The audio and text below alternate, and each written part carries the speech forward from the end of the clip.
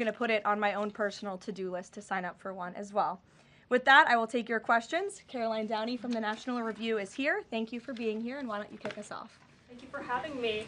On the criticism that immigration enforcement has become arbitrary or not particularly prioritizing, Democrats have been circulating this statistic that only 14% of illegal aliens arrested under this administration are violent criminals, but we know that in deep blue cities with progressive district attorneys, it's common to plead down serious violent crimes into less serious offenses, which could be distorting those numbers. So given that backdrop, does the administration still stand by the messaging that you're targeting the worst of the worst, and does this prevailing narrative tell the whole story? Well, thank you for bringing this up, Karoline. I've seen this CBS report floating around. There's a lot of liberal talking heads and pundits and Democrat elected politicians who think that this single story and these statistics and the way they are painted is somehow a shot at this administration. It is not, and let me correct the record. Number one, the Trump administration has been clear from day one that any illegal alien present in this country is subject to deportation. However, the priority, of course, is going after the convicted criminals, the worst of the worst, the murderers, the pedophiles, the rapists in this country. Interestingly, in the CBS story, what the Democrat talking heads on television are not saying is this line. Nearly 60% of ICE arrestees over the past year had criminal charges or convictions. And among that population, the majority of the criminal charges or convictions are for nonviolent crimes. Oh, well, what are nonviolent crimes, you ask? This has coincided with what DHS has been saying all along, that approximately 70% of illegal aliens arrested under President Trump have pending criminal charges and or prior convictions. And these so-called nonviolent crimes, drug trafficking, distribution of child porn, burglary, fraud, DUI, embezzlement, solicitation of a minor, and human smuggling, just to name a few. So just because a crime is not violent in nature doesn't mean that crime is victimless. And I can guarantee every single person who is out there on television right now pointing to these statistics that were taken out of context by CBS News would not want an illegal alien convicted of the distribution of child porn or fraud or DUI living in your community. So the Trump administration will continue our focus on deporting all illegal aliens present in our country with a focus on the worst of the worst criminals. Thank you for being here. Gabe. Karoline, thank you. And thank you for the update on our colleague Savannah Guthrie's mother. Is there anything more you can share? You said the president was reviewing that surveillance footage. What was his initial reaction when seeing those disturbing images? And does he believe that that suspect acted alone? I haven't talked to him specifically about the second point on whether the suspect acted alone or not, so I don't want to weigh in on the president's thinking on that. His initial reaction, of course, as all Americans, is just pure disgust. And again, it's heartbreaking to see now this footage really bring to life a story we've all been reading about. And again, we're just praying for the safety of Nancy Guthrie and that she will return home soon. And the president directed me to please encourage all Americans with any information to call the FBI, and we hope that this case will come to a positive resolution as soon as possible. We, of course, have a lot to talk about in a completely separate topic. I was hoping you can clarify something that's come up over the last several days, again, regarding a separate topic in the Epstein files. According to newly released files, the president had a conversation with the Palm Beach police chief in the early 2000s, according to the police chief in 2019. The president has gone on record before, and he's told reporters that he said that that he had no idea about Jeffrey Epstein's crimes. During this conversation with the police chief, however, he did say, according to this recounting of it, that thank goodness you're stopping him. He also called Karoline Maxwell evil. So my two questions are, did that conversation with the Palm Beach police chief happen?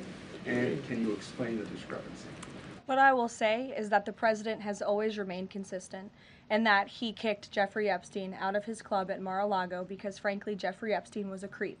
And unlike many other people who are named in these files, President Trump cut off his relationship with Jeffrey Epstein and was honest and transparent about that for years and years. And so I think what the president has said all along has always remained true. And the release of more than 3 million documents related to Jeffrey Epstein and his heinous, disgusting crimes just shows the level of transparency that this president and administration has committed to in bringing these files to light. But did he call the chief in Reagan. 2006? Karoline, did he call the chief?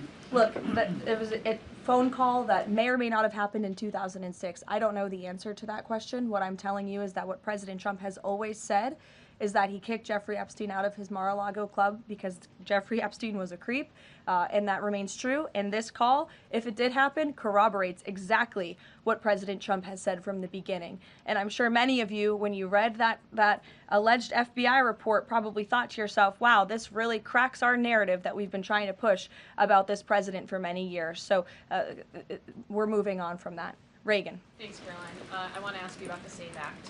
NBC reported that there's some hesitation among House Republicans on adding absentee ballot restrictions into the SAVE Act. Can you explain what the hesitation is among House Republicans and also just provide a status of negotiations with Congress on the legislation? Sure. I can't speak for House Republicans, Reagan. I can obviously speak for the president, who is quite possibly the strongest supporter of the Save America Act, which, as you know, would require proof of citizenship to register to vote. It would require proof of identification, a photo identification before casting a ballot. And it would also ensure that there are exceptions made. I think that's what you're alluding to with these conversations with House Republicans for reasonable requests, of course, for our military, for individuals who are disabled and cannot make it to the polls. Those are reasonable, common sense things that I believe House Republicans are discussing amongst themselves. But as for the president, he's been very clear. He wants House Republicans and Democrats, too, if they were politically wise, to pass this legislation, for the Senate to pass it, to send it to the president's desk so it can be signed into law. Follow-up. I'm wondering when the last time the president spoke to Leader Thune was, and if he discussed using the standing filibuster to pass legislation. The president has given his position on the standing filibuster. As for his most recent conversation with Leader Thune, frankly, I'm not sure. I do know they speak very frequently. The president's in constant communication with both Leader Thune and the House Speaker, Mike Johnson. Stephen, I see we switched up our seating chart. Your direct line of sight now. Congratulations. Thank you to the Correspondents Association for recognizing the New York Post's reach. I've got two questions for you, one about the Guthrie case and then another about infrastructure. On the Guthrie case, does President Trump have a warning to the culprits here about what would happen to them, what federal consequences they would face if they do not release Nancy Guthrie unharmed?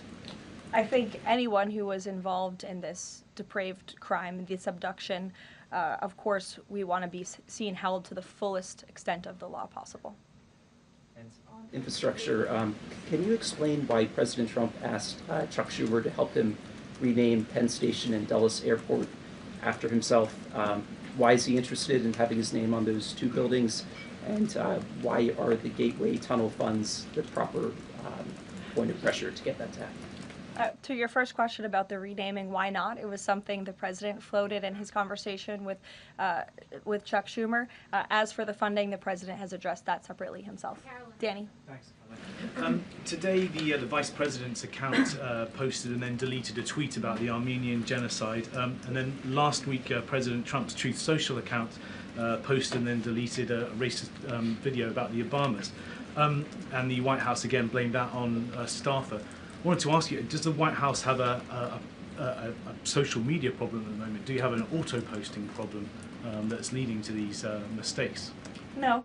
As for the Armenian tweet that you're referring to, I would just refer you back to the White House's message that was issued on Armenian Remembrance Day, and there's been no change of policy at this time. Mary? Thanks, Caroline. When the president goes to Beijing in the spring, does he have plans to try and advocate on behalf of Jimmy Lai, who was just sentenced to 20 years yesterday? This is something I've heard the president advocate for both publicly and privately. I had the honor of being in that meeting with President Trump and President Xi in South Korea that took place, and this was brought up by the president himself. It is important to him, and he looks forward to visiting China in April. Go ahead. Thanks, Caroline. So some Republican lawmakers from Nebraska have said they're worried that the Argentinian beef executive order will sideline some American ranchers. How will the Trump administration make sure prices go down for consumers without harming those ranchers? Of course. Well, both things can happen at the same time. That's the president's belief. He wants to see prices come down. In fact, I just overheard him on the phone with Secretary Rollins. They were talking about something different, but he's always saying we got to make sure that prices continue to come down. As you know, Secretary Rollins successfully did that with respect to egg prices. Beef prices are coming down slightly, and the president wants to see that continue. He believes that a minor import to the country with cattle might be a short-term solution with respect to bringing down prices, but of course protecting our American cattle and rancher industry is a priority for the president, and he's in touch with those stakeholders. We've had them here at the White House a few times in recent months to discuss this issue directly. John. Thanks a lot, Caroline. Yesterday, the president on social media threatened to block the new Gordie Howe Bridge, which would connect Detroit to Canada. This is a bridge that was fully paid for by Canada. It used American labor to construct it.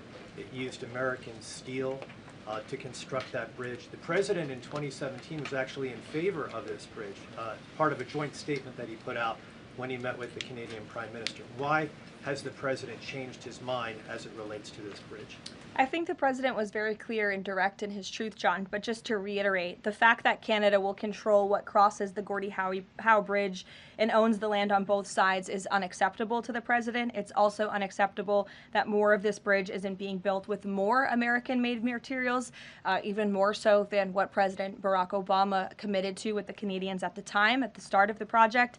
He also believes that the U.S. should own at least half of the bridge, have shared authority over what passes across it, and participate in the economic benefits generated by its use. This is just another example of President Trump putting America's interests first, and so he made that very clear in his call with Prime Minister Carney earlier today.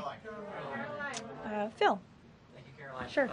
DHS Secretary Kristi Noem just posted a photo of herself signing the last contract for to build a border wall between Laredo, Del Rio, and Big Bend, Texas, among reports that construction had stalled.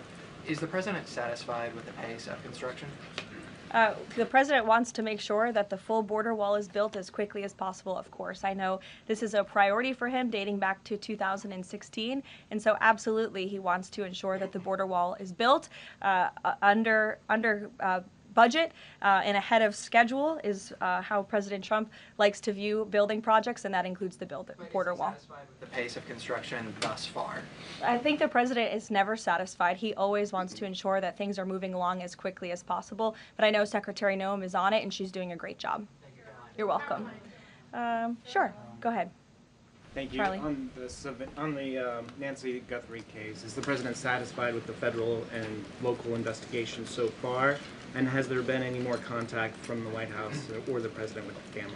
I don't think anybody will be satisfied until this case is brought to a close and until Nancy Guthrie is returned home safely with her loved ones. And about the White House contacts, has the president contacted the family since? Not since that initial phone call.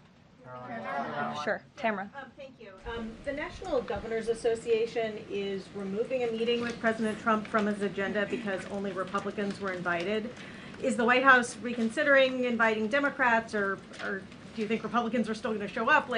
Where does that stand now? No, look, I just spoke with the president about this. It is a dinner at the White House. It's the people's house. It's also the president's home, and so he can invite whomever he wants to dinners and events here at the White House. I believe Governor Moore was invited last year, and he did not show up to the dinner last year. Nobody reported on it. But again, the president has the discretion to invite whomever he wants to the White House, and he welcomes all those who received an invitation to come.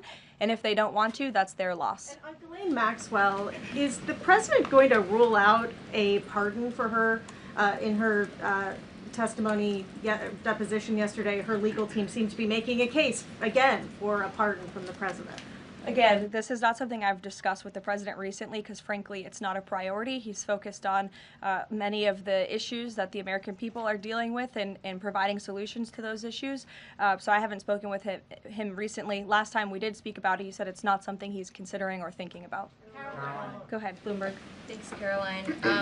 Secretary Lutnick today was testifying on the Hill, and he said that he had visited Epstein's island in 2012 with his wife and children, and that's after he said that he had cut ties with Epstein, and Justice Department documents show that he was in contact with Epstein through 2018 over messages.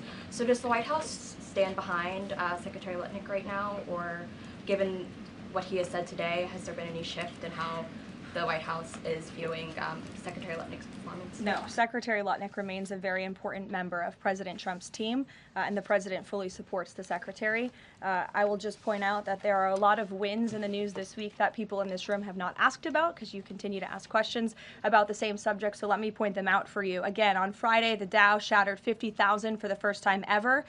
This week, the American Society of Plastic Surgeons came out in opposition to gender mutilation surgeries for children. They are the first major medical group to do so.